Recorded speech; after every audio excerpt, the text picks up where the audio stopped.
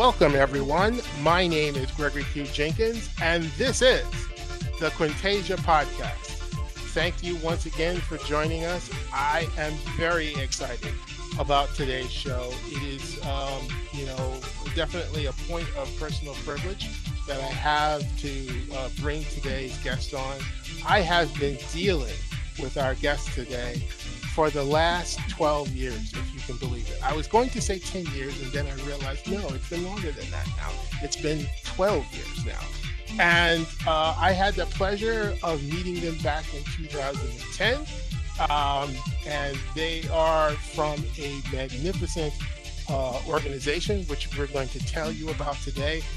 I know, ladies and gentlemen, a lot of you may be listening to this podcast. Either, you have it on the background. Trust me when I tell you today, you want to stop what you're doing. You want to pay attention to today's show. This will be nourishment for your soul, I believe. So please welcome, podcast audience, to our podcast, Claudette and Ade Faison from Unlocking Futures. Welcome, guys. Thank you for joining. Welcome. Thank you for having us. Thank you. Yes. It is a real pleasure to have you on the show. And I want to give our audience members an opportunity for them to get to know you and the organization. So let's dive right in. Why don't you tell us a little bit about Unlocking Futures and the work that you guys do? Hi, everyone. It's a pleasure and a privilege to be here this morning with you, or this afternoon, depending on where you are, or maybe it's even evening. But Unlocking Futures is a very, it's almost like the best kept secret in healing for community and families and their children. We're 33 years old. We've worked on every continent with the exception of Antarctica. And we are an evidence-based organization that works with people who are in the margins. Like they have circumstances that if they will continue on the path that they're on, they will either end up undereducated, underemployed, incarcerated, or dead. And what we do is, for example, we work with women who've escaped domestic violence, families in shelters, parents living with HIV, teen moms and young dads, young people with incarcerated parents, boys who don't have strong male figures in their household. And what we do is they're at a precipice in their lives where they can go left or left. Those are the only choices they think they have, left or left. But after engaging with us in our curriculum, they begin to see that there is a right, there is another path that they can take. And I'm going to stop there, but I just want to say the path is not a path that we give them. We don't suggest that you now follow this path and get off your path in your life. What happens is that our technology allows them to be complete with the circumstances in their life, in their past. And it takes, you could call it a healing, because it's a lot of times it's early childhood trauma, even when you're an adult. And when there's this healing, an acknowledgement of the early childhood trauma or any kind of trauma, when that is reframed, then they are left with, well, if I'm not broken, if nothing is wrong with me, what can I do with my life? And then the journey begins. Go ahead, Ade. Yes, I was just to dovetail on that. I would say that our work has really been founded on the underpinning that people take action correlate to the future they see for themselves. And unbeknownst to us, we have been speaking into these isms that people are now identifying publicly the systemic racism, the environmental racism, I'll call it nutritional racism, all of those geographic racism, you name it. We've been speaking into that by having people release themselves from their past as what was the compass for them, to create a different kind of compass so that they could invent their own future. They could invent themselves in a way that wasn't that they became the authority. Some people these days using the word agency. They became their own agency. I like the word sovereignty, that they became sovereign in themselves and they could begin to create a life that would work for their happiness and their fulfillment. And this work we've been doing for 33 years from an evidence-based curriculum. That curriculum you've seen, Greg, because you were there in our mentor coach training sessions with production, sitting in the background, just supporting me and us and Claudette to have this whole thing show up with the mentors, the volunteers that showed up. Yeah. Thank you. And, That's great. and let me just this is a good little segue. So I'll clue our audience members in of as I said, I've been dealing with this organization for 12 years now. And one of the first things that, leaped out at me is that so I volunteered to work what's known as production. So I assist, as Ade just said, in the mentor training, the mentor coach training that they have.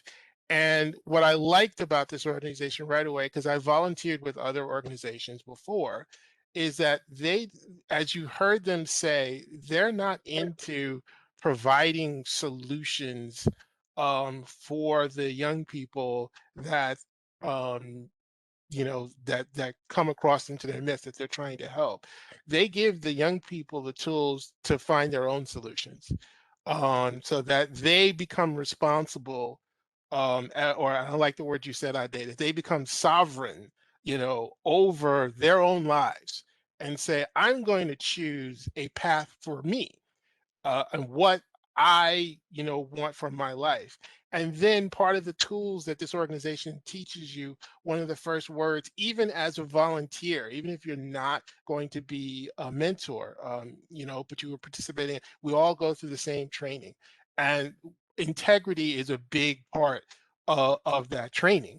And how that's particularly relevant is once you set the path out to say, I want this for myself. This is no one else declaring what you want. You say for yourself what you want. Then you have to hold yourself accountable. You have to be true to your word that this is what you declared that you want. And every time you stray from that, you are not being true to your word. And the tools that they teach you is how to bring you back so that you are accountable to the vision that you set for yourself. Yeah. Now, having said that, that's a good segue into the next question. How important is it, do you think, to having a vision to achieving one's goal? What's the role of having vision and goal setting and, having a better life? Go ahead. You go ahead. So one of the things that, you normally work with intervention. The parent, and it's not just with young people, it's with adults as well. We've worked in prisons. Again, as I said, we work in shelters. We've worked with adults. And the thing about vision, so we say the best prevention in which you won't need intervention is having a vision for your life. So instead of teaching people what not to do, if they have a sense of a vision that inspires them, they will do that. So, for example, we had a young woman. She's older now. You'll hear from the story. What we say when we're working with parents are, Young people don't do as you say do. They do as you do. And this young mother was, by the time she was 29, she already had 6 children.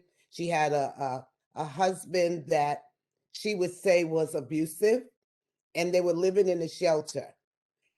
Now, she's had older siblings, older cousins. None of her peers or siblings ever graduated high school. No one in any of the generations, the mother generation of the grandparents. So if the grandparents never graduated, the ones preceding them. So when Tawana heard us say that your young people will end up as you are doing, her vision for her life changed from making it out of the shelter to break the generational undereducated in the family. I can tell you today, and one of those 6 young people passed away, but she has 4 college graduates. And the young one that's still at home, he is definitely going to be a doctor of some sort, a PhD of some sort. So it's the vision that broke that cycle for that family. Now, here's what you should hear, Greg. She didn't just break the cycle for herself. This is a woman that gave up her entitlements, like her Section 8, her food stamps. She gave that up for a vision. And now her grandchildren will have a totally different story, and her great grandchildren will have a different story. So, with a vision, you have a kind of life that you want to leave legacies for your families. Hi, you are watching and or listening to the Quintasia podcast. In today's episode, we reference the video testimony of Tawana Francis. We believe that this testimony is so powerful that we're going to include it in today's episode. It is a great example of the type of work and the impact that New York Unlocking Futures is having on people's lives. Here now is Ms. Tawana Francis. At the conclusion of this clip, we will rejoin our episode in progress. Hi, my name is Tawana Francis. What can I say about unlocking futures? Well, 23 years ago, when it was known as Youth at Risk, I was a participant in the very first family program. I was living in a homeless shelter in Brooklyn, New York, me with my 7 children. And the house specialist said, if I was to go to this program, I can move quickly through the shelter. And I was kind of hesitant because I didn't feel like I needed a program. Because see, I was homeless due to the fact that there was a fire in the building I lived in. Well, that evening of the very first meeting, Claudette stood in front of the room and she said, your children do not do what you say do. They do as you do. And those words rang in my ear the whole evening. By the time I made it back to the shelter, I was in tears because I had to look at my life.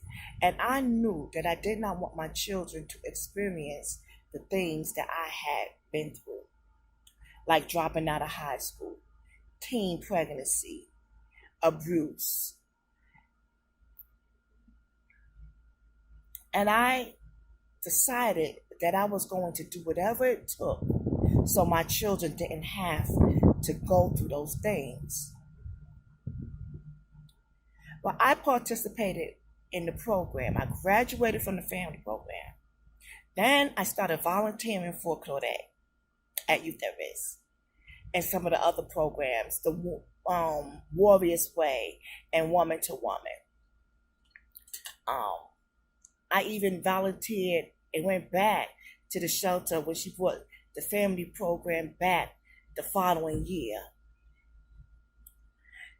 And things that I've learned from participating in the program helped me to raise my children. And as a direct result of that, I broke some of the cycles that my family had faced for years. My daughter was the first one out of 3 generations to graduate high school. And every one of my children after her graduated high school.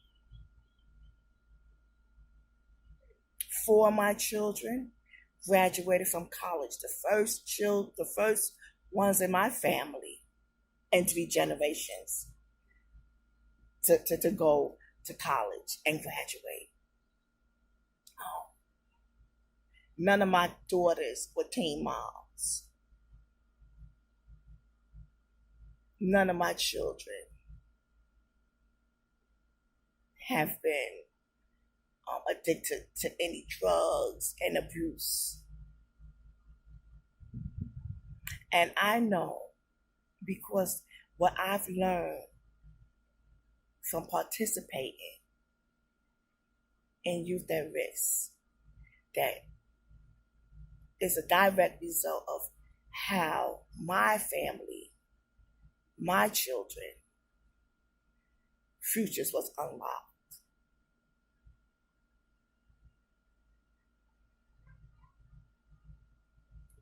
Oh. And I just want to say thank you, Claudette, Ade. I want to thank them all, the mentors and all the people that I've met in Youth at Risk. And I want you all to know that you have really made a difference in my lives, in my children's lives, and my grandchildren's lives. I know I am all the better from participating in these programs.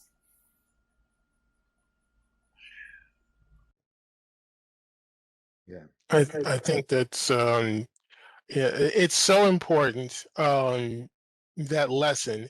And I don't know why more organizations weren't focused on it, but the moment that, and I got exposed to this, and I say to anyone out there, if you're looking for a place to volunteer, I strongly recommend you consider Unlocking Futures, because not only are you doing great work to help the people that come to this organization to get help, but believe you me, you'll also be helping yourself, because I can give personal testimony of the value of the lessons that I learned.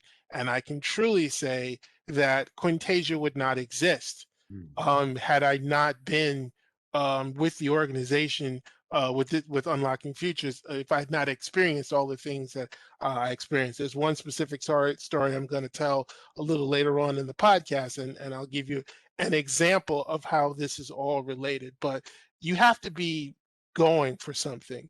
And this is one of the lessons that, the many lessons that I've learned from that. If you have a plan, if you have a vision, someone steps on your shoe, you're not going to go and swing at that person, because I got a vision that I'm still, and this was, as you recognize, Ade, this was one of your examples that you would give us. Exactly. I've got a vision that I'm working towards. And Yeah. yeah, I can swing on this person, but then the cops could come and who knows what's going to happen. And if I get arrested and I get a record, well, there goes my vision. Yeah. So I'm going to check myself, because I'm working towards something. And the something that I'm working towards is more important than me, getting some satisfaction from, addressing the disrespect that I believe that I just received. Yeah. So that's the kind of thinking, that reorientation of your thought process, or more importantly, becoming aware of your thought process. Yeah.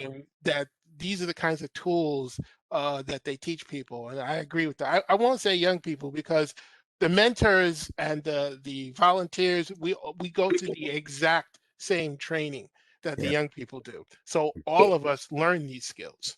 We actually retain the adults at a higher rate than we retain the young people, because the adults know that the work that we're doing isn't found anywhere else, not at the level that we're doing. Where the young people, they think they can go around the corner.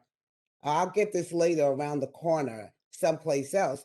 So our volunteers have a tendency to remain with us anywhere from 3 to 25 years, because it's the same exact curriculum that we use on the volunteers, that we provide to the volunteers and the parents. So retention, um, uh, it's equal. Just like we may have a young person graduate from high school, a volunteer may come in not knowing what master's degree program they want to go into, and they've been stuck. And by the time they finish with us, they're back in school. Yeah. Yeah. And I think one of the most powerful things that you guys do is that both the mentee and the mentor, they have to have a project. You know, they have to be working towards something. Now they both have their own things that they're working towards, but it's the experience of working towards that and the ups and downs that they're both experiencing. And that's why even the mentor has to be up to something, because that's the whole idea, is that you always have to be up to something. You have to be about something if you want your life to be something. And these are powerful lessons that I can go on and on. But let me ask this question. I just want to say, Greg, Oh, sure, that go ahead. you remind me of a quote from Les Brown. It said, "If you don't stand for something, you'll fall for anything." Yes. Mm-hmm. And I definitely think that's one, well, and that ties into this next question. When is that moment, or when do you think, you bring young people in, and of course, and I've witnessed this myself. They come in, and obviously they come in with a certain set of biases.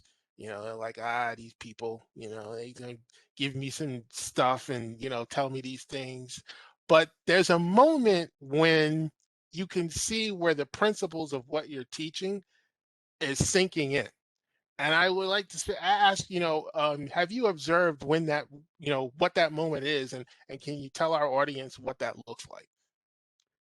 Wow, that's a subtle thing for me. In the work in front of the young people, the opportunity for them to experience, to actually absorb that they are other than who they think they are, that they are bigger than who they think they are, that they are actually, we say, the possibility of all possibilities.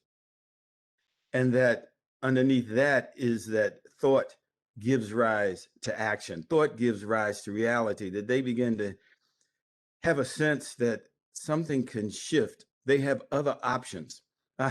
It just takes me back to, I have a dream that one day, you heard that. I mean, so powerful, that the vision you're talking about.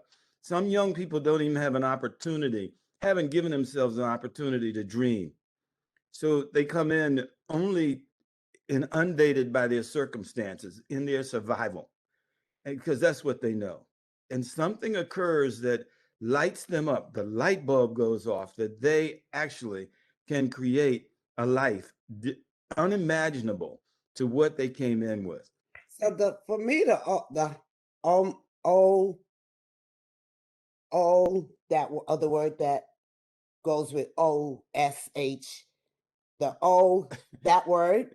Mhm. You could, but it's the O caca moment. When, see, we know that there are no bad kids and there are no bad people.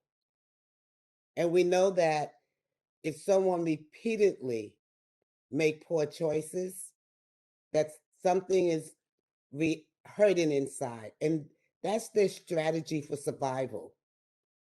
Their meanness, their robbery, their their disconnection from themselves is just a way they put it together to survive. I'm not going to trust anybody. I'm not going to listen to anybody because X, Y, and Z. Then there's another moment. See, we mentor when we work in groups. So they begin to get a sense, whether you're a parent or a young person, oh, I'm not unique. It has rained on everyone, and none of us had umbrellas. That's great. It's been raining. And so then we tell them something else. But first, we build them up. And I want to just go back to the integrity conversation. Everybody lives in integrity. Everyone lives with integrity, depending on what your word is. So if you say, I'm never going to trust anyone, and you become someone that's disconnected, you have integrity with your word. You always keep your word. You're never out of integrity. And so when they begin to see that their word, it's then that they're not suffering so much from what happened to them.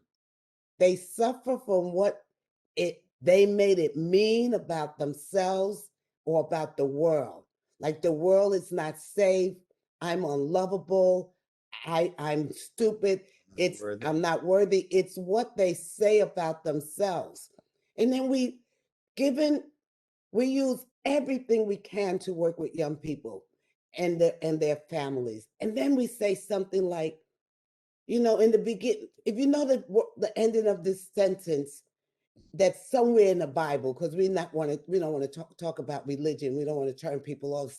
But in the beginning was your, and then somebody would say word, and that on that word was creation started.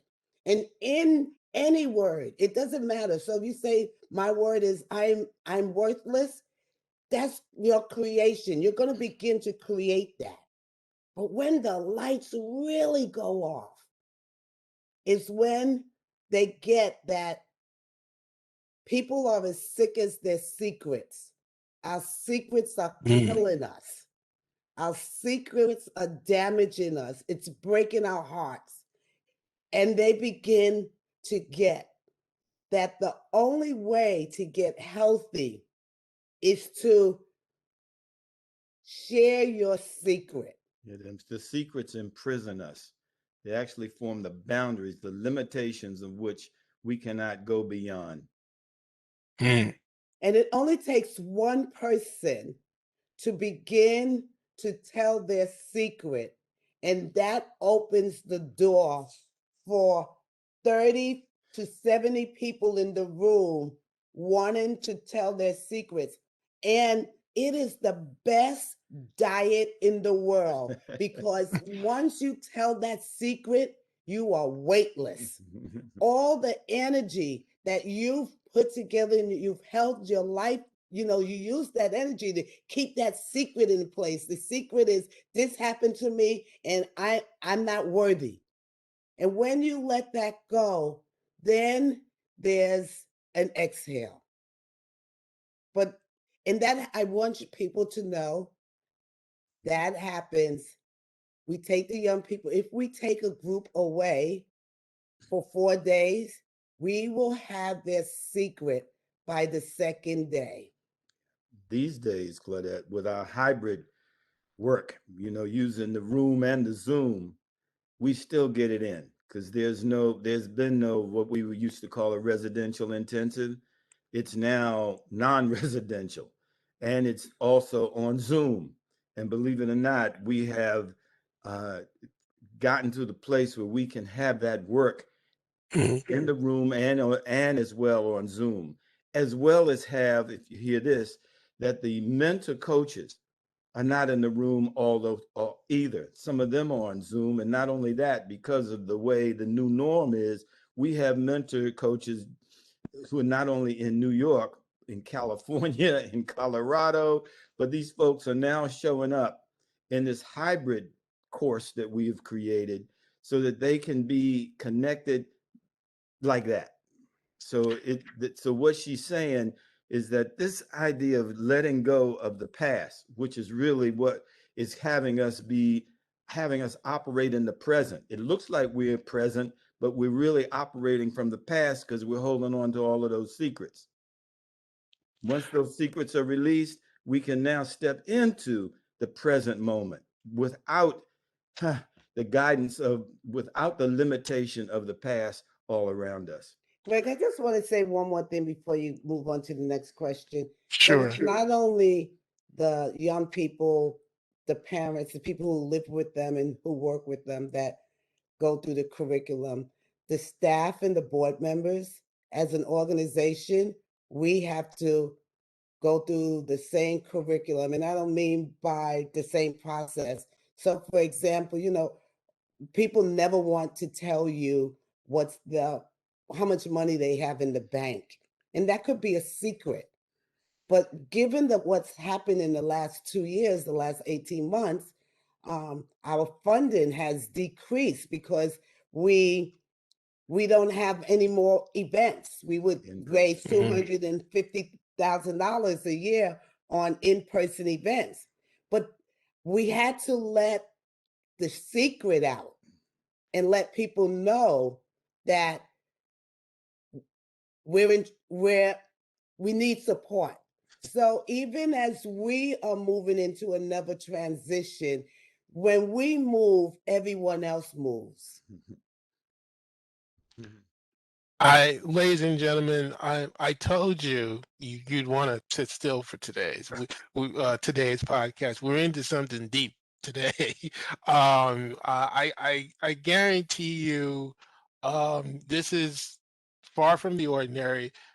We see this as part of our mission, and the reason why we, an entertainment company, are bringing you this is because we want to help to get this message out. We think we have more than just a responsibility to entertain, but we need to do so in such a way that enlightens and uplifts. So that's why we're bringing you this information today. In case you didn't join us at the top of the podcast, you are listening to the Quintasia podcast, and we have our guest today, Claudette and Ade Faison from Unlocking Futures, and we are going, we're having such a great conversation today. Um, this is a great segue. As those of you who follow the podcast know, this is how we roll. It is our management team asking questions of our guests.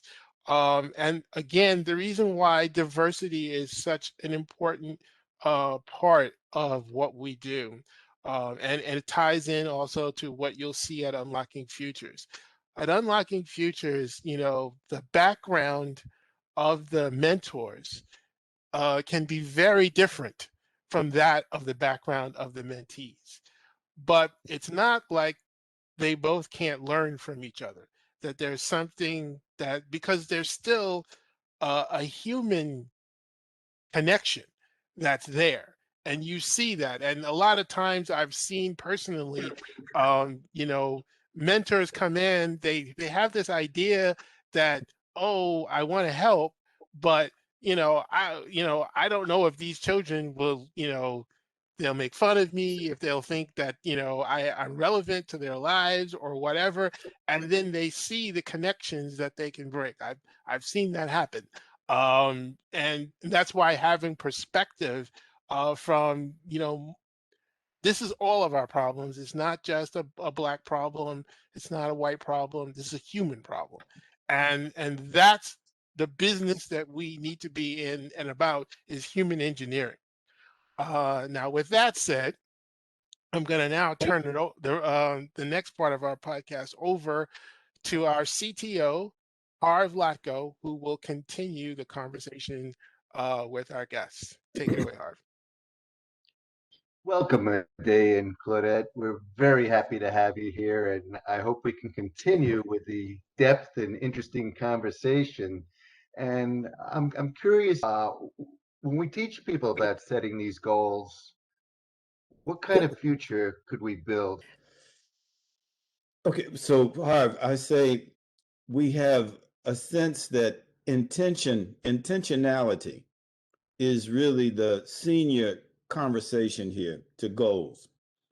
so that where people see themselves being and who they see themselves to be have to match up. It's that you have to be before you see.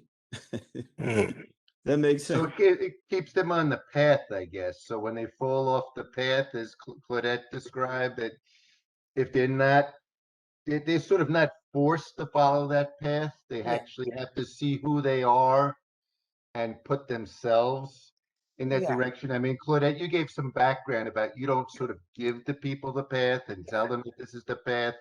You basically tell them, okay, what is the goal? What is the intention? And how do you see that? so What kind of future could we build? so I want to make a distinction between goal and vision. Okay. Vision first. Goal is just a point on the destination. And a goal. And the reason, so Greg mentioned that every person in the organization, including myself, we have to have ongoing projects. So you could call those projects goals. And for projects have to have, they are specific, measurable results in time. So you can't not say, I want to get along better with my family. The project may be in that short term, it's like 3 months, like milestones. So in the next 3 months, I would like to be able to have 12 conversations, family conversations, or I like to go out with my mother 3 times. So it has to be specific and measurable so it's observable. So you can't say, I want to increase my grades. You have to say, I want to increase my science grade by this. I want to make the honor roll by that. So it's specific and measurable. Now, but that's like a milestone. But what's important in that is that you got to remember the population, forget the population we work with, because we've also done this work in corporations. And a lot of people, even A-type people, they're not resilient. So we're teaching young people and their families and whoever we work with, we're increasing their ability to be resilient.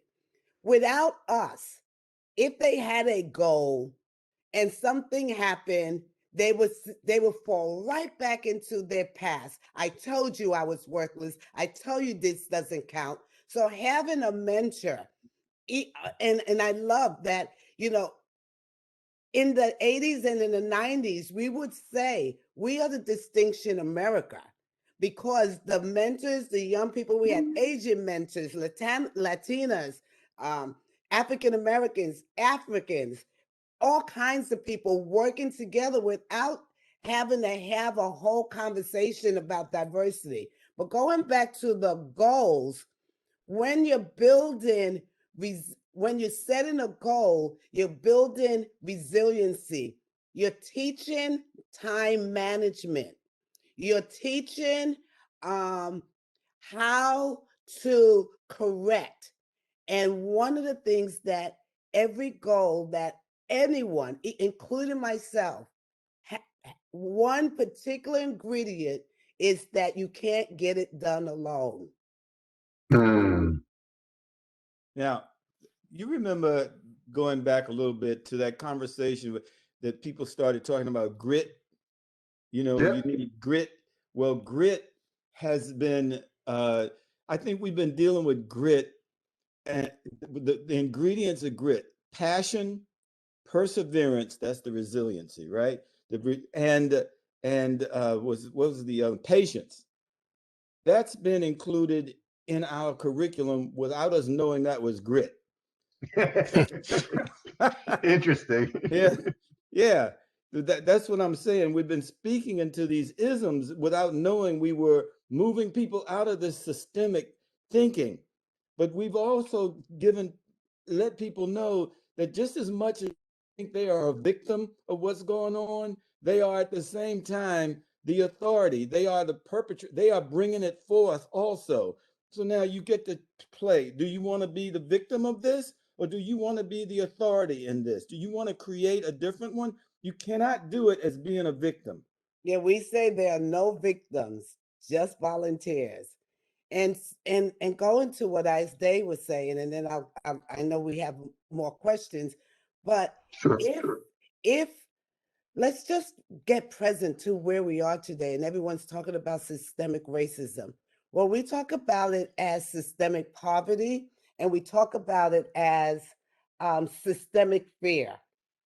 That in order, and most people want to change the system, but the people who've been inundated into the system for generations and generations, what we do with them without talking about systemic anything is that we free them from that system. That's right. They are freed from that system. We have so many college graduates, graduate school graduates, families with our parents, the children never became part of the juvenile justice system. And business entrepreneurs. Like Greg. So basically, you've taken these victims of the isms and you've shown them that they can become the authority. Actually, no. No? We've taken people who thought they were victims. Thought they were victims. Who Got thought it. they were victims and operated as victims to see that their thinking is a match for systemic poverty. Got it. And Now, There are no victims. what is the Unlocking Future's biggest need at the moment? Financial support. And I think the financial support, because we have a 5-year plan right now. And the 5-year plan includes the succession plan. The 5-year plan includes moving beyond local and working more globally. So how do we create online courses? How do we reach families all across America, regardless of circumstances? We've worked with Ivy League schools because they have high turnover of suicide, um, um, what's this? Eating disorders. So it's not it's not Racist. it's not a racial conversation. Right. So right now, what we want to do is expand. We want to recoup our $250,000 in revenue that we've lost over the last 2 years. When we have a thought how we can do that. There are 365 days in a year. If everybody picked one day, if 365 people picked one day and did a Facebook, whether it's a birthday fundraiser or a memory of my grandmother fundraiser, and they generate between 300 and 700, like we get a medium of $500, that will give us close to $150,000. It's just if you just do one thing for one day. So if our podcast listeners wanted to do that, how would they go about finding Unlocking Futures? How would they reach out and find you? So, Greg, I hope you'll put up our information at the end, but our website is nyunlockingfutures.org. And just go info at nyunlockingfutures.org. And we are successful for the last 33 years because we respond to all of our emails. Wow. Don't let anyone slip through the cracks. In fact, you'll forget you've called us and we'll be calling you. Before you guys, I just want to throw in one thing. We are going to have links, so in our podcast episode, to Unlocking Futures. So for those of you, whether no matter how you came across this podcast, there will be a link to Unlocking Futures that you can find out more information. I just wanted to throw that out there real quickly. Go ahead, Arv. And if you're not a Facebook person, you can still call us. We have different ways you can contribute. You can.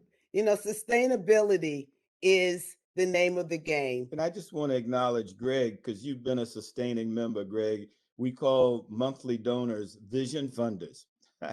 And we are always looking for vision funders, people who will give us a monthly donation, and it'll be automatically handled. Uh, that's a great way to do it. And one last thing, because and I the first time I had ever heard about this was again through Unlocking Futures, and again, these are small little things that you can do that add up. Amazon, and I don't want to discount that, but Amazon has a program where you can donate a part of your purchase to your charity that you select. And so I'm happy to say Unlocking Futures participates in that program. And that's another great way, because if you believe in this mission of this organization and you want to help, you don't have to do anything different than what you're doing now. This is you're buying on Amazon already.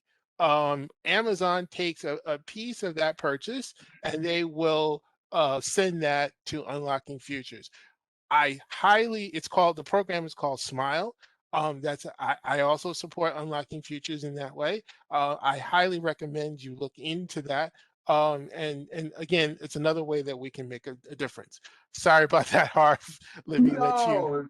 No, it's fine. It's been a very good conversation. So I'm curious, you said you've done business with corporations. You've sort of, what I see it is you sort of provide a mentoring mentee program, and it doesn't matter what the particular topic is. You've highlighted whether it's an eating disorder, whether it's some criminal justice system issue. You're trying to break the pattern.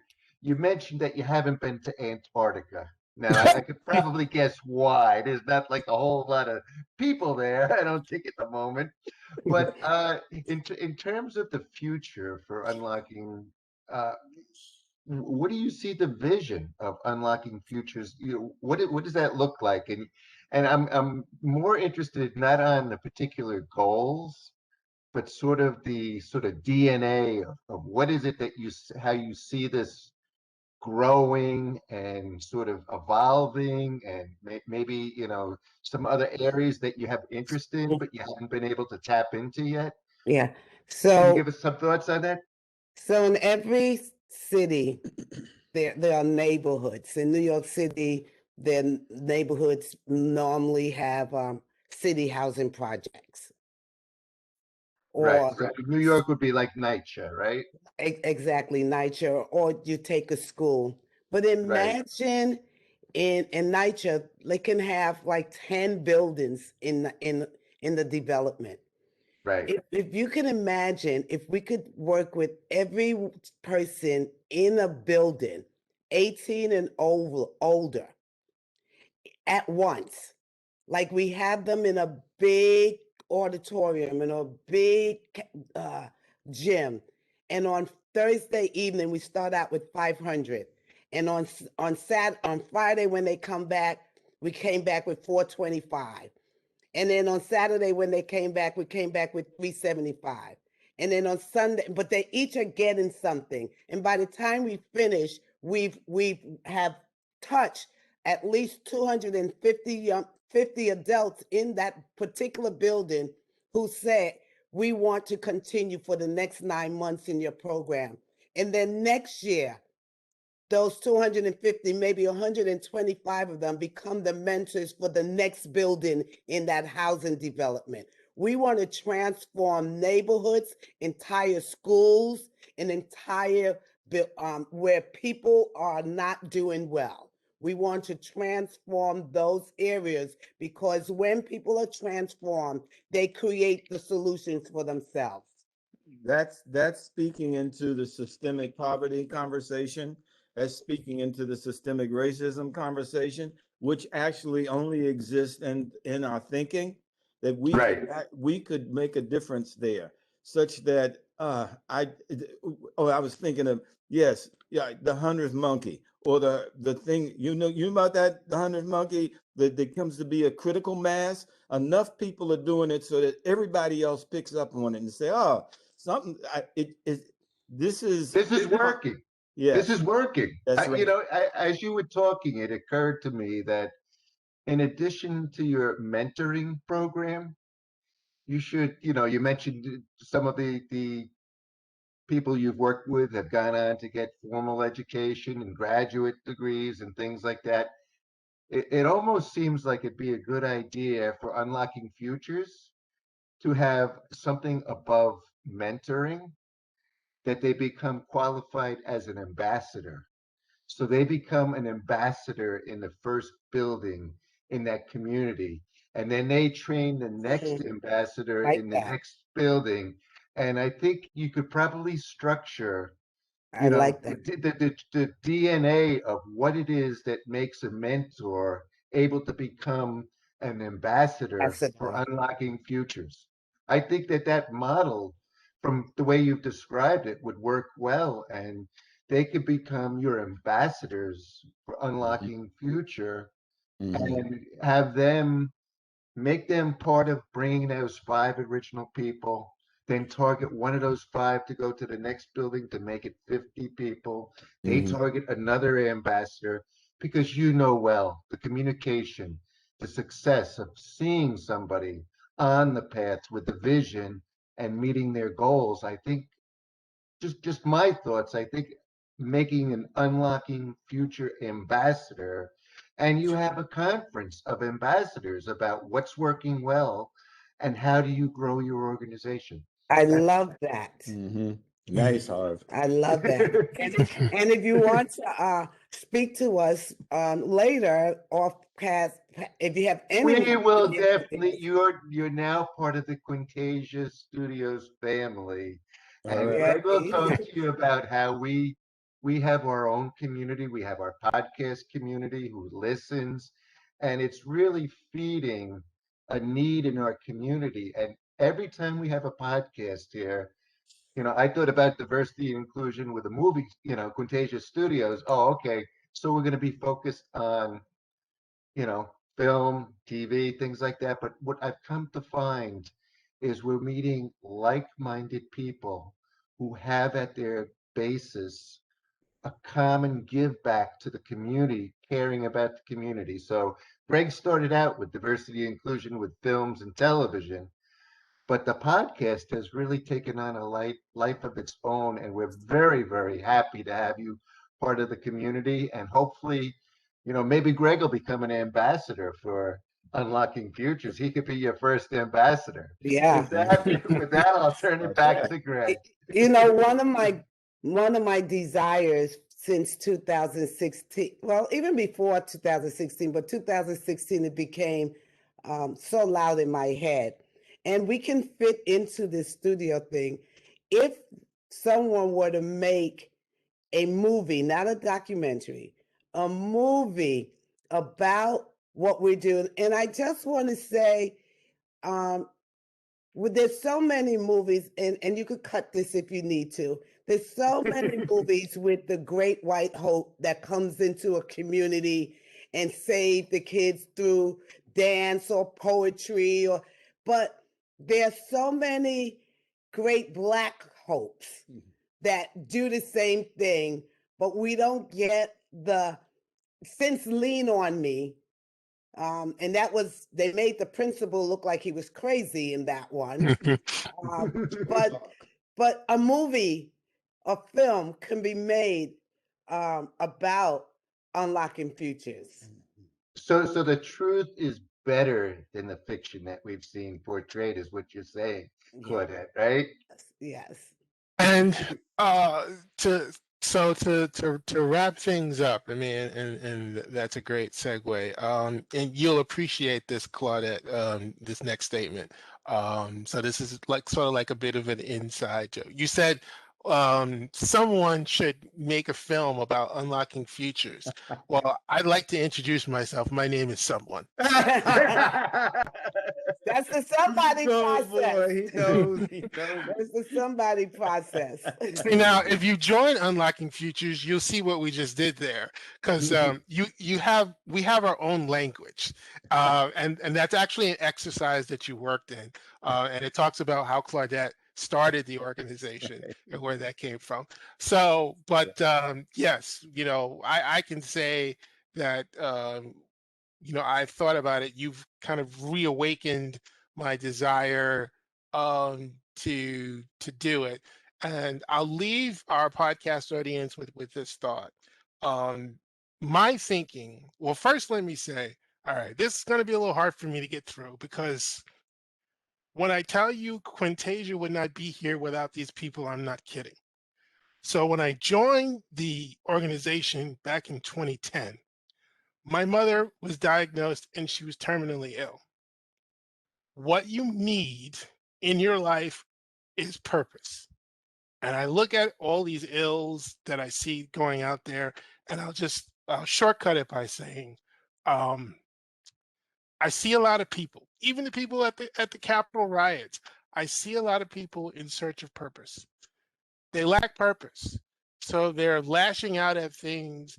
They're clinging on to things that are not helpful to them. And I think human beings need purpose.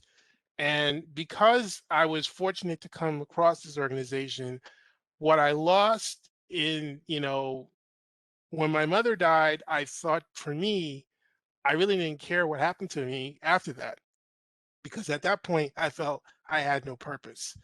By learning about this organization, I was able to refine a new purpose for my life, and that set me on the course that I am now on. The whole philosophy behind Quintasia Studios is I'm not sitting back waiting for Hollywood to take notice. I don't care if Hollywood ever notices us. There's enough purchasing power in the African American community, in the Asian community, in the Latino community, in the LGBTQ community, that we can make this organization a success ourselves. I'm not asking for permission. I am trying to get people, like-minded people, to band together and say, we are not victims of this system that we find ourselves in. We have the power within ourselves to change our perception. And once we do, all right, if there are no movies that show realistic depictions of um, you know members from underrepresented communities, then let's make them. We don't have to ask people for permission. Let's go out there, find like-minded people, and let's make them. And that's the whole thing behind Quintasia. And it ties in to what I learned at Unlocking Futures. So I this, if I strongly encourage you, you know, listen to this podcast, check out those links. This is something that could be life changing to you. Obviously, I'm biased because I can give you personal testimony as to what it meant to me and what it did. So that's what we're about here. It is a grind. It is a slow process in changing how we think. But when we talk about resiliency, this is where I got it from. This is the start of the things that the tools that I learned there. Um, you know, uh, I already was familiar with goal settings. I've always been a goal oriented person, but it's the getting back onto the horse part. That piece I didn't have, meaning that you set a goal and things are going to happen to knock you off your goal. But having that internal observer that can say, "Hey, what are you doing? You said you wanted this for yourself, and now you're doing this. This is not going to get you there. You got to get back on track to what you want to do." That's what we're going to be teaching the world, and I would very happily be a part of that. Yeah, Thank you. fabulous. Thank you. So I want to thank you both, ladies and gentlemen. This has been a very special podcast for me. And I hope you've all enjoyed it. I hope that you guys will come back and we'd like to hear, well, when we talk about the movie that we're going to make. Yeah. Greg, That, I just sure. like to interject. You mentioned about sort of contributing to unlocking futures. Um, if there were a particular building or something like that, and they had a need where unlocking futures could also assist, would they also go about the same process in the same context to seek help from Unlocking Futures as well? Yes. Yeah. Yes. Okay. So it's more than just people should actually go to Unlocking Futures and talk or call or Facebook to come with putting them in the process as well as contributing, correct? Yeah. And if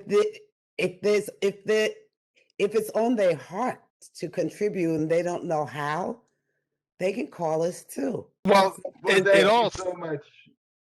it Go ahead, all Greg. starts with the coalition of the willing, if you will. You start out with, and again, being in this organization, I've seen all phases of it.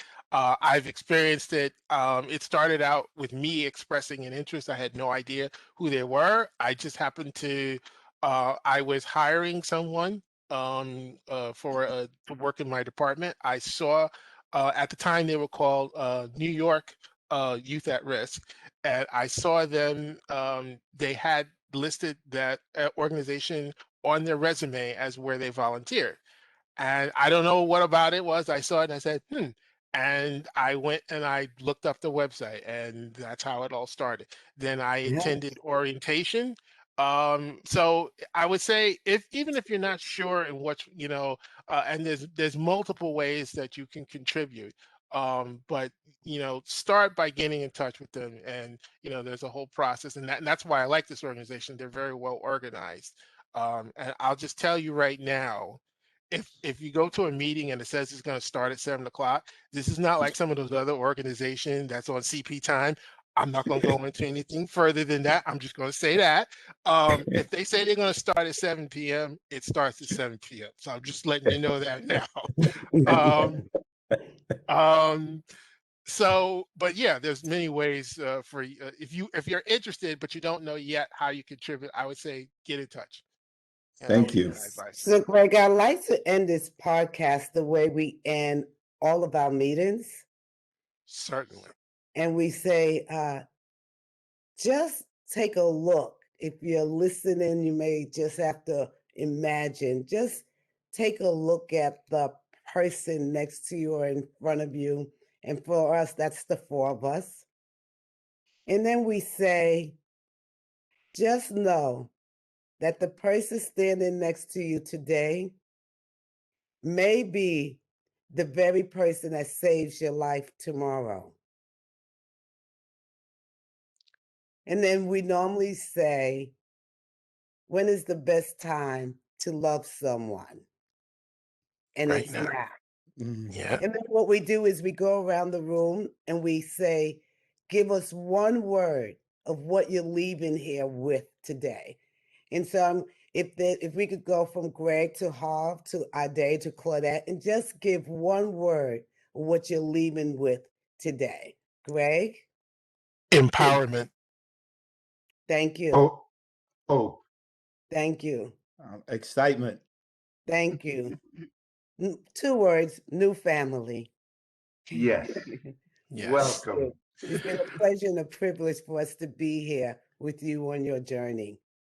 Thank you so much. And thank you to our audience for sticking with us. This has been the Quintasia podcast on behalf of our guests today, Claudette and Ade and Harv. This is Gregory Q. Jenkins. We're signing off for now, and we'll see you next time. Thank you so much.